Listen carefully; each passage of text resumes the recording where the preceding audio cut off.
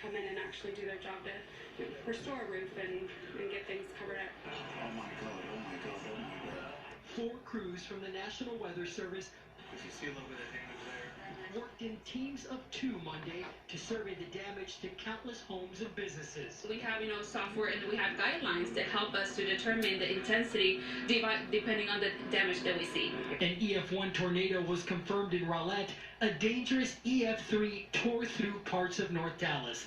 This Home Depot off Forest Lane and Central Expressway was demolished.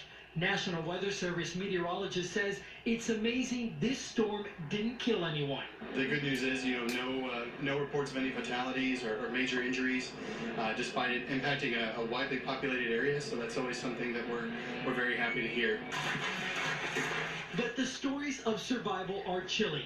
Just ask Leanne LaBarba, who watched her friend helplessly trapped outside her front door. She laid flat, and the protection from here, all this was coming off. She had trees, branches on her hair, or in her hair, and then finally it let up. It let up enough that I could pull the door and get her in.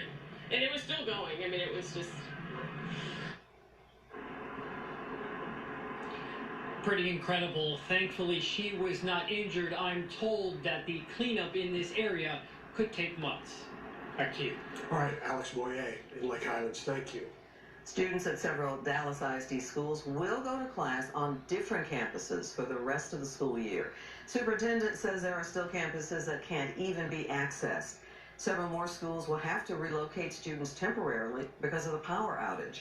Fox 4 Stephen Dial continues our coverage in Northwest Dallas. Stephen. Clarice, the damage from that tornado so extensive that now district leaders are having to move more than 2,000 students in less than 48 hours.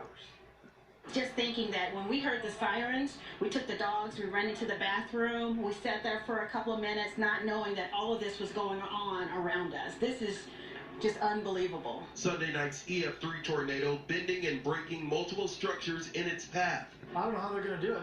I'm sure they have a contingency plan of when this happens, but I don't know where all these kids are going to go for, who knows, for months or at least a few weeks. Making parts of 3 Dallas ISD schools not recognizable.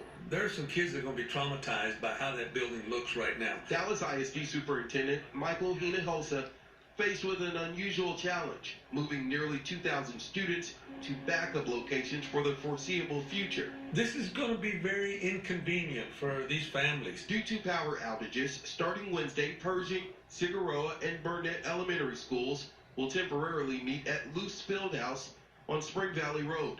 For the remainder of the school year, Walnut Hill and its 408 students will move to Tom Field Elementary.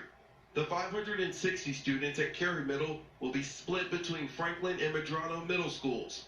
Lastly, the 1,800 students at Thomas Jefferson High will move to the recently closed Thomas Edison Middle School. There are no cost estimates yet, but Hinojosa says the district has $600 million saved. We haven't spent it. We've got it set aside for a rainy day, and obviously this was much more than a rainy day, and it kind of shook us to our core. But the fortunate thing is that we have resources that are currently available. We don't have to ask another agency or another entity for money. As for transportation, district leaders say they are planning central locations for buses to take students to their respective new schools for the remainder of the year.